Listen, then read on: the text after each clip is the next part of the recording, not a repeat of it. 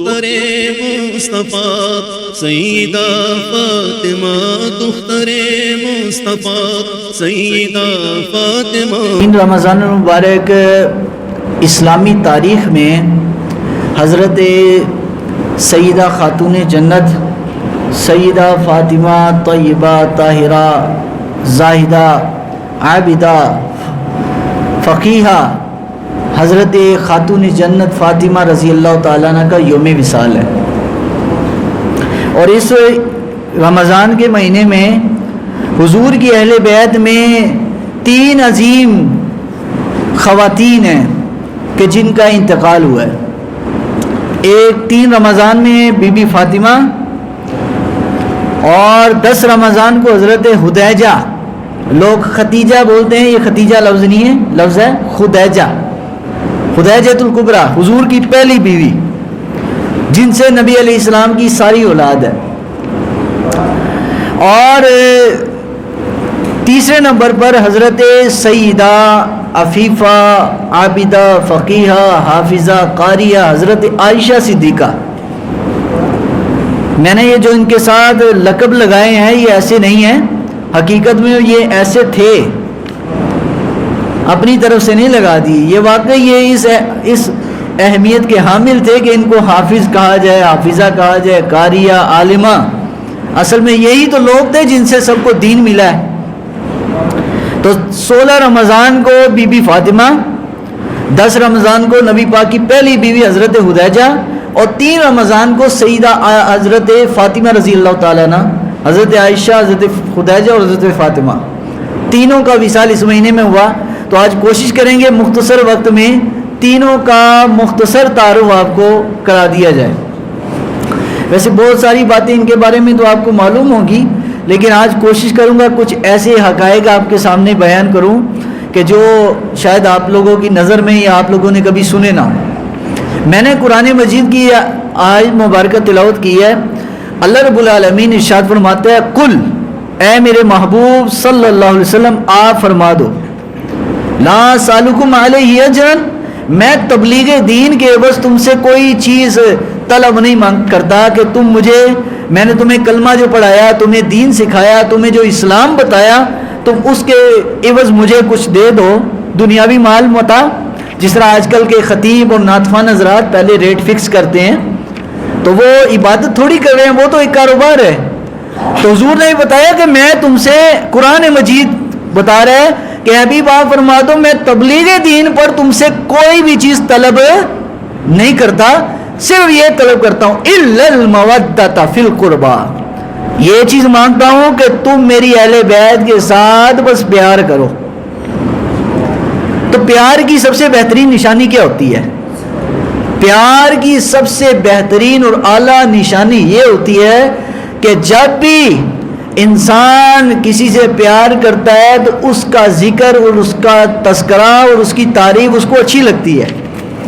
یعنی حضور کی اہل بیت ہو، حضور کی ازواج مطہرات ہو، جب بھی ان کا نام آئے گا مومن بندہ ہوگا اپنے سر کو جھکا لے گا، کیونکہ جہاں پر نبی پاک کی اہل بیت کی شان رب نے یہ بتائی ہے، وہاں پر دوسری طرف کیا فرمایا اللہ رب العالمین جل وعلا نے قرآن مجید میں، وَأَزْوَاجُهُ أُمَّهَاتُهُمْ، کہ نبی کی بیویاں یہ امت کی مائیں ہیں۔ تو حضرت عائشہ رضی اللہ تعالیٰ عنہ کو ہم حضرت عائشہ نہیں بلکہ کہتے ہیں ام المومنین حضرت عائشہ، اس لیے کہ میرے رب نے ان کو میرے نبی کے لیے پسند کیا اور امت کی ماں بنا دیا۔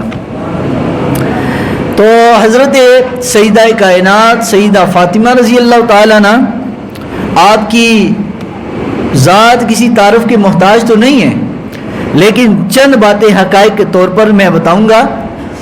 ہم ہر نماز جب پڑھ لیتے ہیں تو ہم ایک کام کرتے ہیں، وہ کام کہ جو خاص الخاص جو اجازت ہوئی تھی وہ حضرت خاتون جنت کو ہوئی تھی، آج وہ امت کرتی ہے۔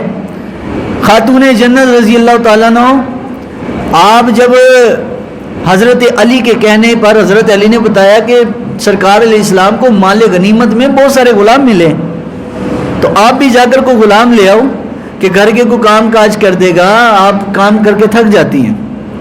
چکی چلانا ہے، گھر کی صفائی کرنا ہے.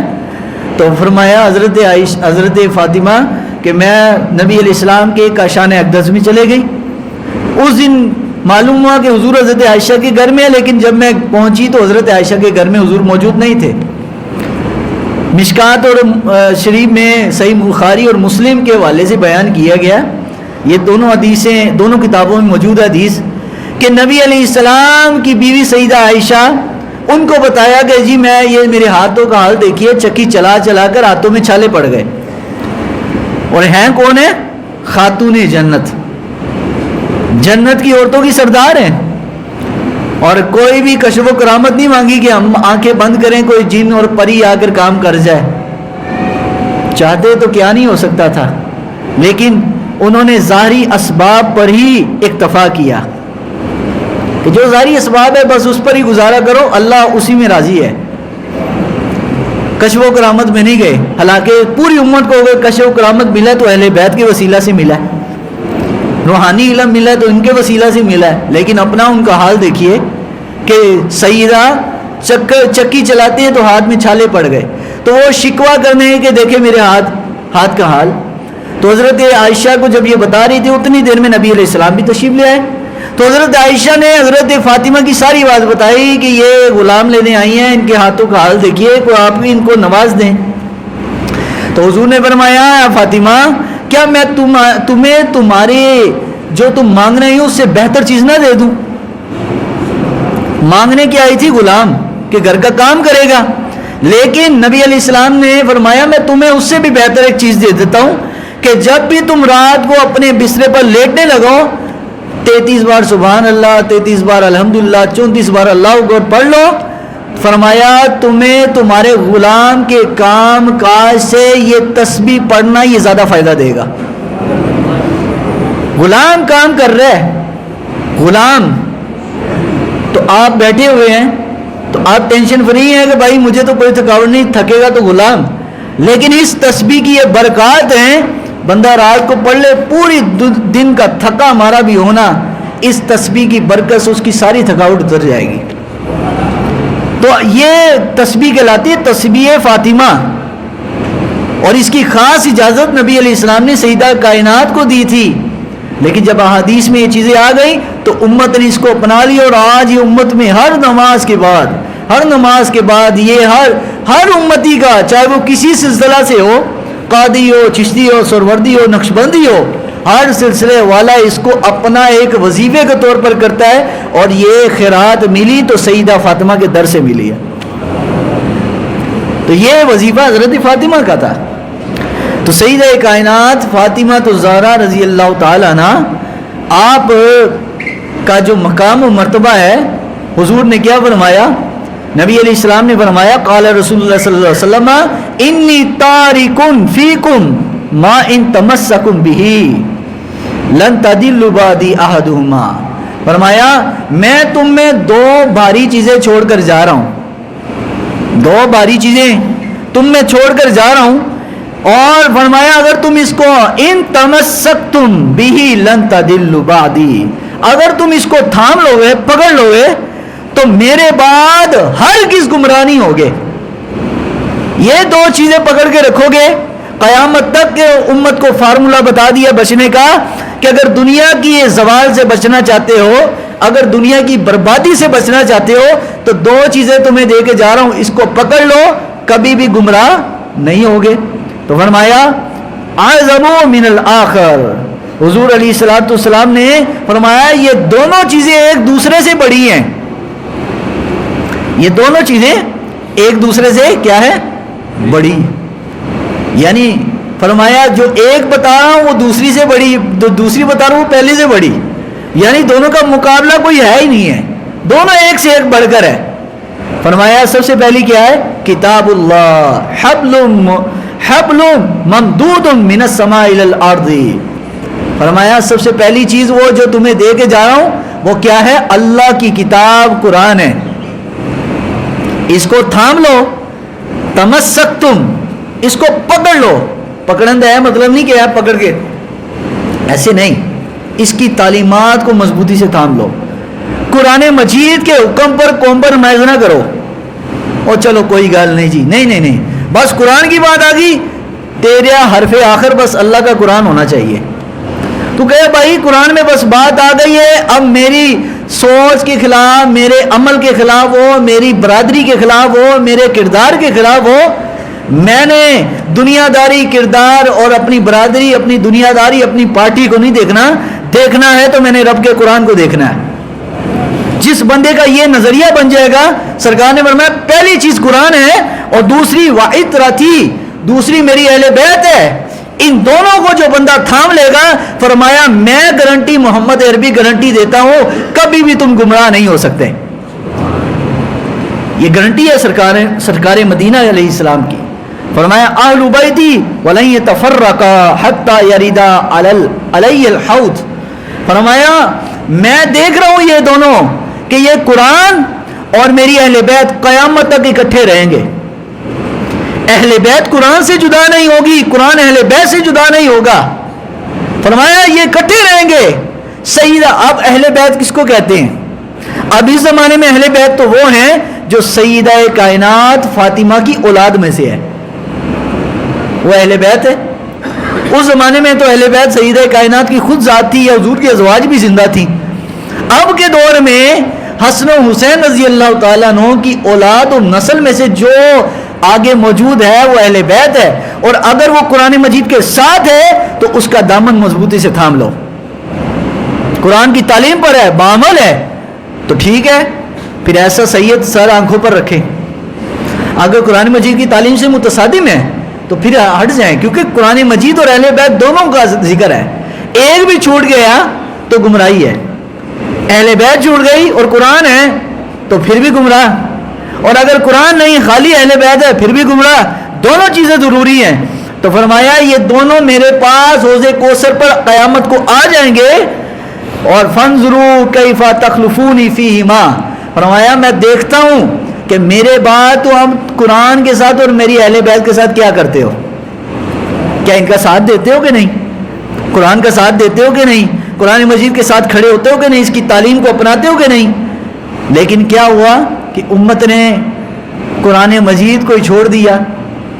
تو اس لیے حضور نے قرآن مجید کے بارے میں قرآن میں آیا، یا ربی ان قوم اتخذوا هذا القرآن مہجورا.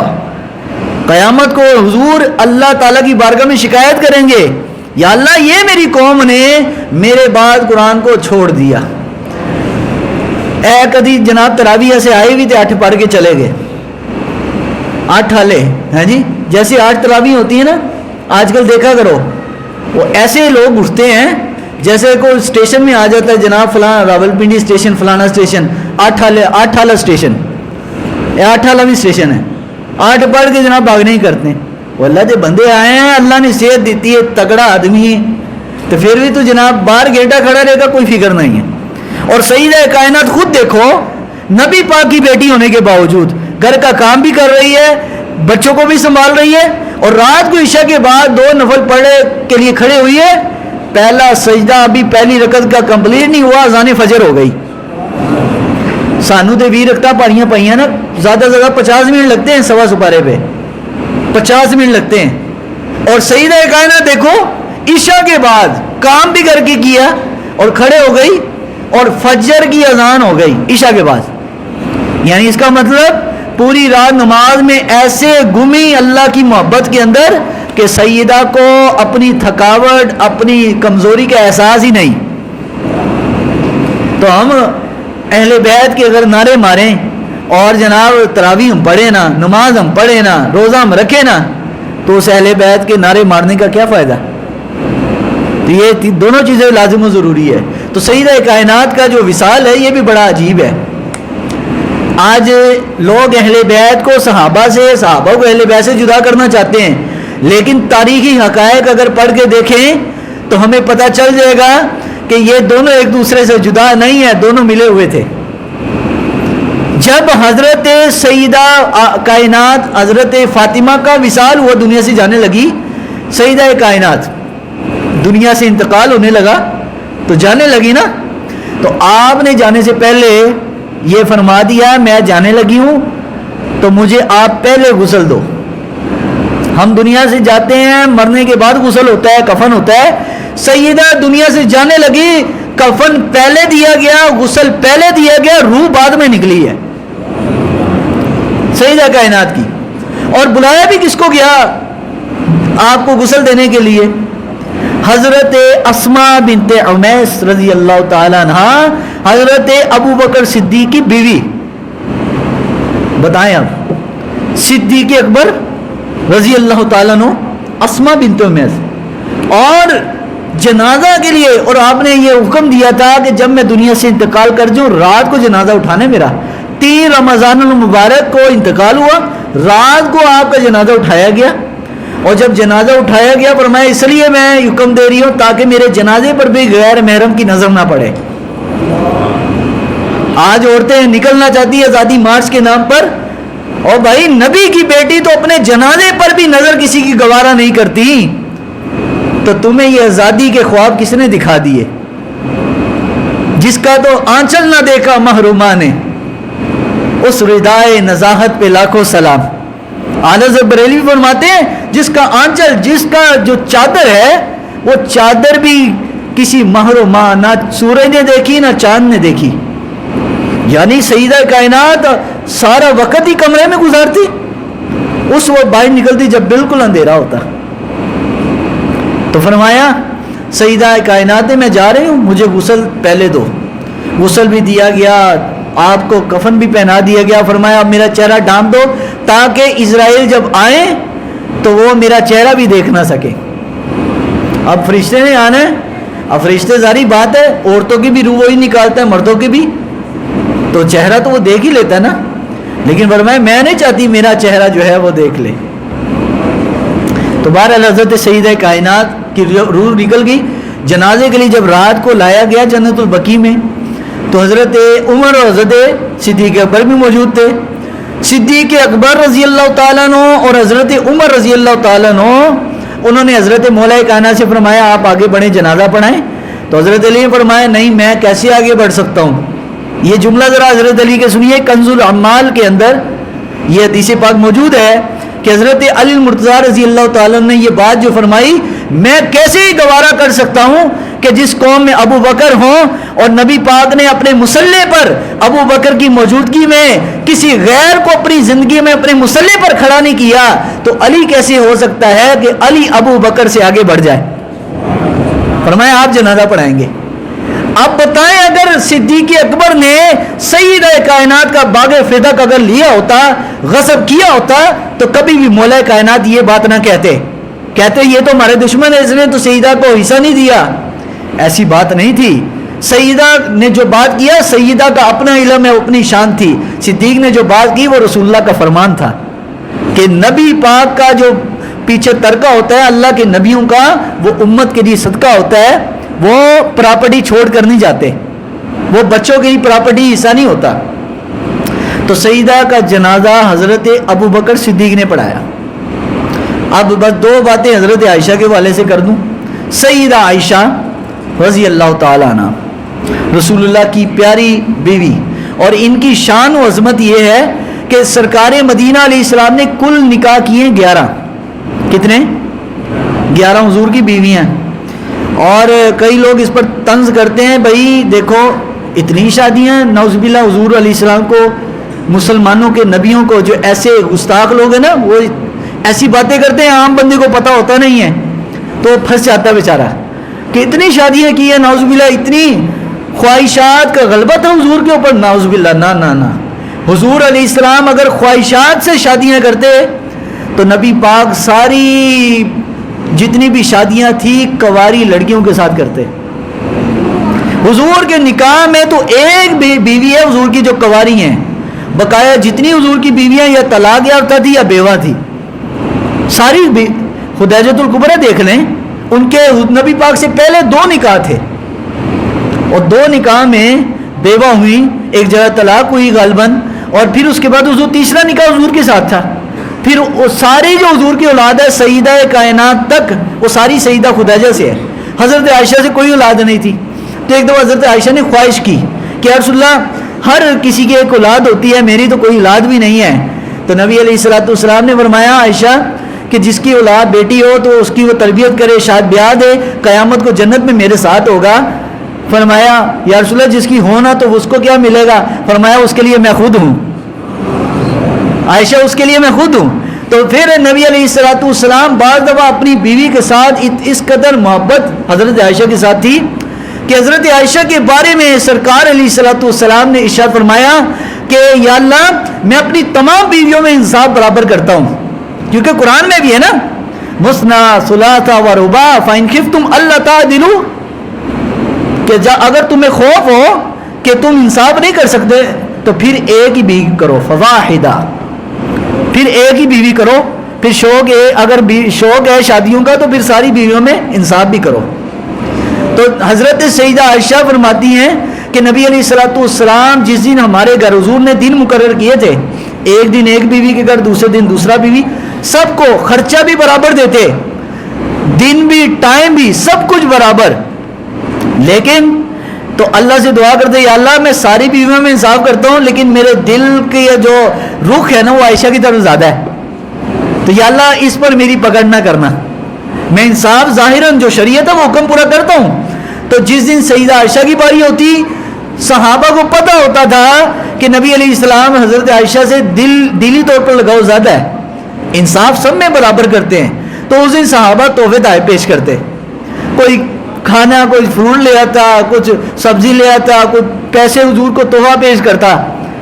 تو نبی علیہ السلام وہ جس دن جس بیوی کی باری ہوتی ہے تو اسی کو دے دیا کرتے تھے، اپنے پاس نہیں رکھتے تھے. تو ہوتا یوں تھا کہ اور بیویوں نے شکایت کر دی کہ یہ کیا بھائی جس دن ہماری باری ہوتی ہے تو اس دن کوئی صحابی کوئی تحفہ کچھ بھی نہیں لاتے، اور جس دن عائشہ کی باری ہوتی ہے سارے تحفے ان کو مل جاتے ہیں. تو حضرت عائشہ نے عرض کیا یا رسول اللہ صحابہ میں اعلان کر دیں کہ اور بیویوں کی جس دن باری ہو تو ان کو کہے تب بھی یہ تحفے لا کے ان کو بھی دیا کریں. تو حضور اب اپنی بیوی کے جہاں جس پیالے میں حضرت عائشہ پانی پیتی اسی کنارے سے، اسی جگہ سے جہاں پر حضرت عائشہ اپنی ہونٹ لگاتی حضور بھی وہیں سے پانی پیتے. آج کل ماں باپ بچے کی شادی کر دیں نا تو اس کے سامنے، ماں باپ کے سامنے بیوی کا جھوٹا بیٹا پی لے تو پھر کیسی کلاس ہوندی ہے؟ اوے پتر بیوی دا جھوٹا نہیں پیدا. خدا کے بندو یہ سنت رسول ہے، اور سنتیں تو تمہیں بڑی آتی ہیں. ماں باپ کا احترام کرنا بھی سنت ہے کہ حضور نے حلیمہ سعدیہ رضی اللہ تعالیٰ کا احترام کیا، ماں کا احترام. تو ماں کو بھی اپنی دلیلیں اپنی سنبھال کے رکھی ہوتی ہیں، ماں نے، پیو نے بھی اپنی دلیلیں سنبھال کے رکھی ہوتی ہیں. لیکن پتر دی واری ہے وہ پتر ایسا نہیں کری دا، اے ٹھیک نہیں ہوتا.